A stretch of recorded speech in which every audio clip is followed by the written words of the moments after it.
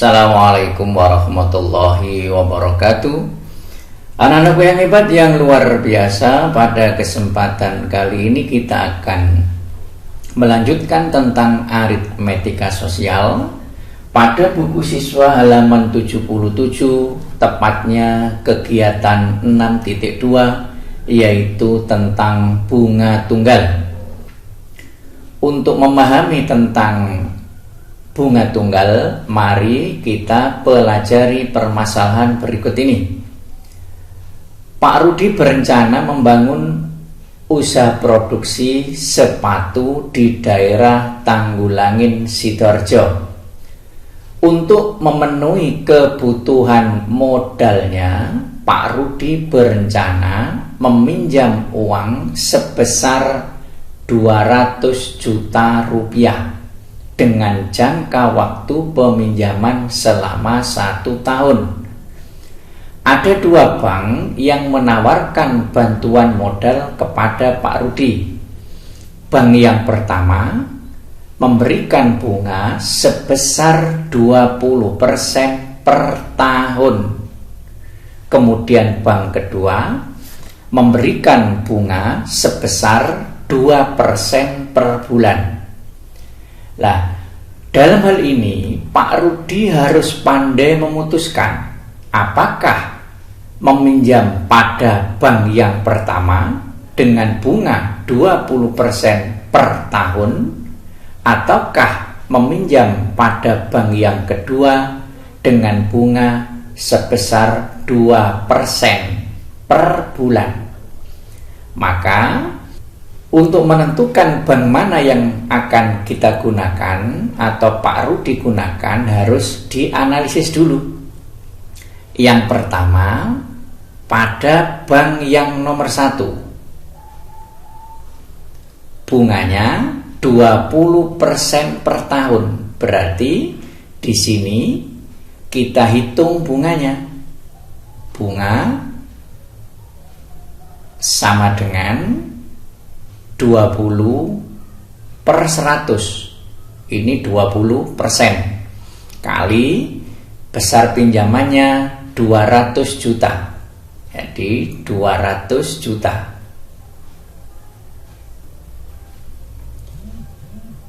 Maka dari sini kita hitung, ini kita hilangkan, 2 kali 2 diperoleh 4. Kemudian nolnya sebanyak 1, 2, 3, 4, 5, 6, 7.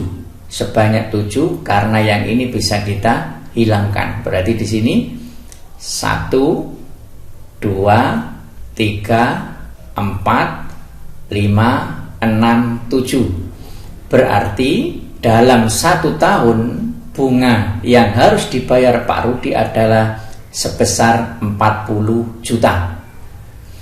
Kemudian pada bank yang kedua, ini juga kita hitung, nanti pilihannya yang lebih kecil bunganya yang mana. Kita hitung bunganya sama dengan 2%, berarti 2 per 100. Kemudian dikali besar pinjamannya, yaitu 200 juta. Selanjutnya kita sederhanakan, ini kita hilangkan sehingga tinggal 2 kali 2 diperoleh 4. Nolnya sebanyak 1, 2, 3, 4, 5, 6, sebanyak 6. Berarti di sini 1, 2, 3, 4, 5, 6. Ingat bahwa ini adalah bunga per bulan, yang ini bunga per tahun, sehingga dalam 1 tahun Pak Rudi harus memberikan bunga sebesar 40 juta. Sementara bank yang kedua, dalam 1 bulan Pak Rudi memberikan bunga sebesar 4 juta. Nah, untuk bank yang kedua ini bagaimana jika 1 tahun? Berarti dalam 1 tahun bunga yang harus dibayar Pak Rudi untuk bank yang kedua ini adalah 4 juta dikalikan dengan 12 karena 1 tahun ada 12 bulan. Di sini 4 dikalikan 12 diperoleh 48. Nolnya sebanyak 6. Berarti di sini 1, 2, 3, 4, 5, 6. Dari sini sudah bisa dipilih mana bank yang memberikan bunga terkecil.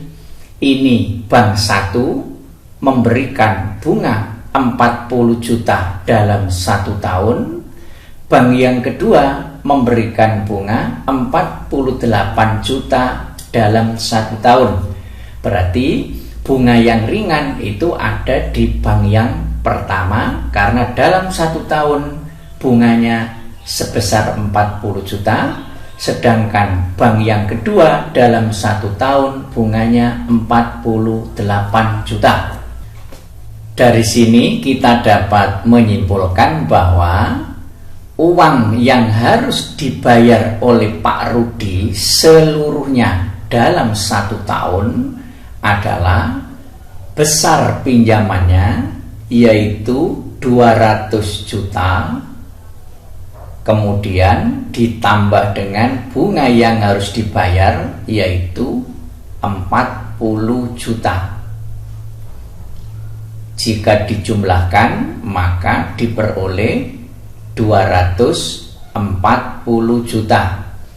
Ini uang yang harus dikembalikan seluruhnya selama 1 tahun oleh Pak Rudi. Sementara pada bank yang kedua, uang yang dikembalikan dalam 1 tahun adalah besar pinjaman Pak Rudi 200 juta, kemudian ditambah dengan ini bunganya sebesar 48 juta. Dijumlah maka diperoleh 248 juta rupiah. Ini dalam 1 tahun.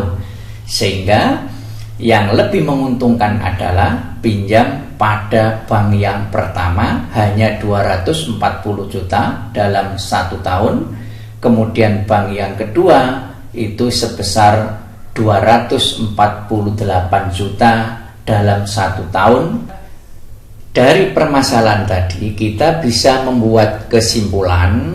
Yang pertama adalah MN sama dengan M0 ditambah B, yang mana MN ini adalah modal akhir atau jumlah uang setelah N bulan. Artinya jika kita menabung berarti MN ini adalah jumlah seluruh uang yang kita ambil setelah kita tabung selama N bulan. Jika kita meminjam maka MN ini adalah jumlah seluruh uang yang harus kita kembalikan setelah kita pinjam selama N bulan. Kemudian M0 ini adalah modal awal. Jika kita menabung berarti M0 ini adalah uang yang kita tabung mula-mula. Jika kita meminjam berarti M0 ini adalah besarnya pinjaman awal yang kita peroleh dari sebuah bank atau dari sebuah koperasi. Kemudian B ini adalah besarnya bunga. Besarnya bunga ini bisa per tahun, bisa juga per bulan. Yang mana bunga sendiri dirumuskan sama dengan N. N ini adalah lamanya kita meminjam jika kita minjam, atau lamanya kita menabung jika kita menabung. Kemudian B persen. B ini adalah bunga per tahun, dan M0 ini adalah uang yang kita tabung mula-mula, atau M0 ini adalah besarnya uang yang kita pinjam. Untuk lebih jelasnya mari kita mencoba soal ayo kita berlatih pada buku siswa halaman 83. Pak Adi meminjam uang di sebuah bank sebesar 30 juta. Berarti 30 juta itu nanti masuk sebagai M0, yaitu besarnya pinjaman 30 juta. Selanjutnya bunganya 24% per tahun. Berarti ini masuk B, yaitu 24% per tahun. Selanjutnya, tentukan bunga yang ditanggung Pak Adi jika meminjam selama 6 bulan. Ingat rumusnya tadi bahwa bunga itu sama dengan lama kita meminjam dibagi 12, karena bunganya di sini per tahun. Jika bunganya per bulan, maka di sini tidak perlu dibagi dengan 12. Kemudian dikali dengan besarnya suku bunga, kemudian dikali dengan besarnya uang yang dipinjam. Ini rumus mencari bunga. Untuk soal yang nomor A, besar bunga yang harus dibayar Pak Adi adalah di sini N, lama peminjaman. Karena di sini lama peminjaman 6 bulan, berarti di sini 6 dibagi 12, kemudian kali suku bunganya 24% per 100 kali besarnya pinjaman yaitu M0 ini sebesar 30 juta. Selanjutnya kita sederhanakan boleh, langsung dikerjakan juga boleh. Ini kita hilangkan. Selanjutnya tinggal 30 dengan 0 sebanyak 4. Selanjutnya ini bisa kita sederhanakan. 24 dibagi 12 diperoleh 2, sehingga tinggal 6 kali ini 2, kemudian dikalikan 3, nolnya sebanyak 1, 2, 3, 4, 5. Berarti di sini 1, 2, 3, 4, 5. 6 kali 2, 12, 12 kali 3 diperoleh 36. Nolnya sebanyak 5, berarti 1, 2, 3, 4, 5. Berarti 3.600.000 itu jika meminjam selama 6 bulan.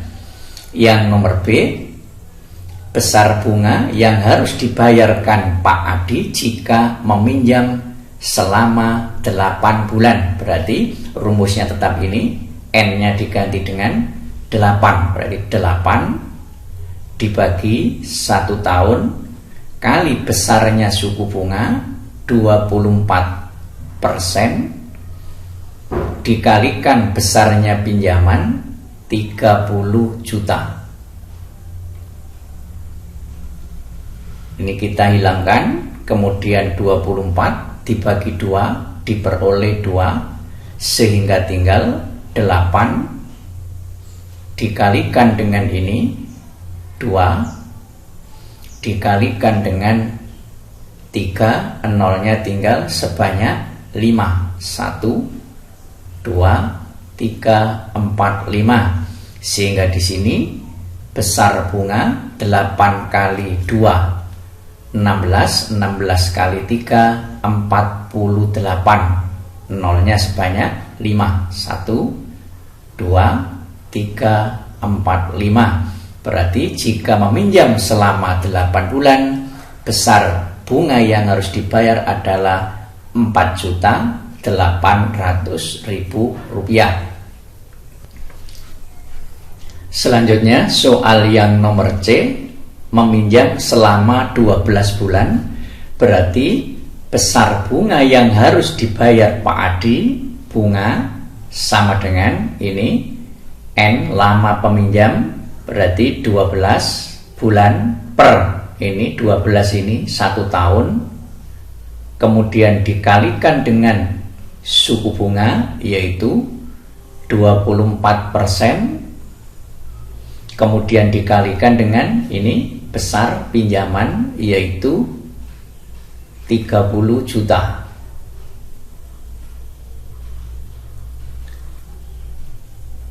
Sama dengan kita sederhanakan ini habis, sehingga tinggal 24 dikalikan 3, 72. Kemudian ini nolnya habis, sehingga tinggal 1, 2, 3, 4, 5. 1, 2, 3, 4, 5. Berarti jika meminjam selama 12 bulan, bunga yang harus dibayar Pak Adi sebesar Rp7.200.000. Kemudian yang nomor D, meminjam selama 16 bulan. Berarti bunga yang harus dibayar yaitu ini lama meminjam 16 bulan dibagi dengan 1 tahun kali suku bunga 24/100 dikalikan besar pinjaman 30 juta. Kita sederhanakan, ini dibagi dengan 12 diperoleh 2. Ini kita sederhanakan sehingga tinggal 16 kali ini 2 dikalikan ini 3, 0 sebanyak 5. Kita kalikan 16 kali 2 32, 32 dikalikan 3 diperoleh 96. Nolnya sebanyak 5.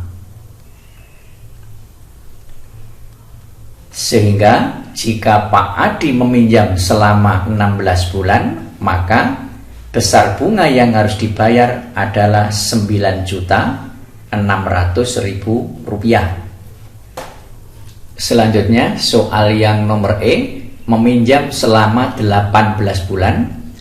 Berarti bunga sama dengan lama meminjam. Di sini lamanya 18 bulan, berarti 18 dibagi ini 12 selama 1 tahun, artinya bunganya per tahun dikalikan suku bunganya 24%, berarti 24/100 dikalikan besar ini pinjaman yaitu 30 juta. Sama dengan kita sederhanakan ini, selanjutnya ini 24 dibagi 12 diperoleh 2, sehingga tinggal 18 kali ini 2 dikalikan 300.000. Selanjutnya kita kalikan, nanti diperoleh bunga sama dengan 18 kali 2 36, 36 dikalikan 3 diperoleh 108. Nolnya sebanyak 5. 1, 2, 3, 4, 5. Sehingga jika Pak Adi meminjam selama 18 bulan, maka bunga yang harus dibayar sebesar Rp10.800.000. Selanjutnya yang nomor F, bunga yang harus dibayar Pak Adi jika meminjam selama 12 bulan. Berarti di sini N-nya diganti dengan 12. Berarti di sini N-nya diganti dengan 24 dibagi dengan 12 karena bunganya per tahun. 1 tahun ada 12 bulan dikalikan suku bunga 24% per 100 kali besar pinjaman 30 juta. Selanjutnya kita sederhanakan. Ini sebanyak 2 nolnya, 24 dibagi 12 diperoleh 2, sehingga nanti tinggal 24 kali ini 2 kali 3. Nolnya sebanyak 5. 1, 2, 3, 4, 5 dikalikan 24 kali 2 diperoleh 48. 48 dikalikan 3 diperoleh 144. Nolnya sebanyak 5. 1, 2, 3, 4, 5. Berarti jika Pak Adi meminjam selama 24 bulan, maka bunga yang harus dibayar sebesar Rp14.400.000.